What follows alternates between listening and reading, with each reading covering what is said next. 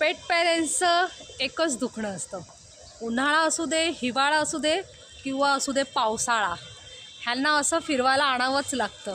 हे बघा आहे ना, हे असं पावसामध्ये फिरवायचं आणि आपण भिजायचं.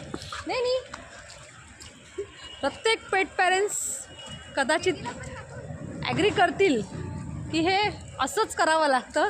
ह्यांच्याबरोबर कितीही पाऊस असू दे, त्यांना काही कळत नाही, आपण मात्र त्यांना घेऊन निघायचं बस. नैनीला आम्ही बॉल आणला होता डीमार्टमधून खेळायला. नैनीच्या एका चावेनेच बघा त्या बॉलची हालत काय झाली आहे. आणि हा वरती पाऊस पडतोय आणि तरीही या मॅडमला आमच्या खेळायचं आहे. पूर्ण चिखलाने अशी भरलेली आहे, तरी त्या बॉलबरोबर तिला खेळायचं आहे. आणि त्या बॉलची गेलेली आहे आता हवा. बापरे.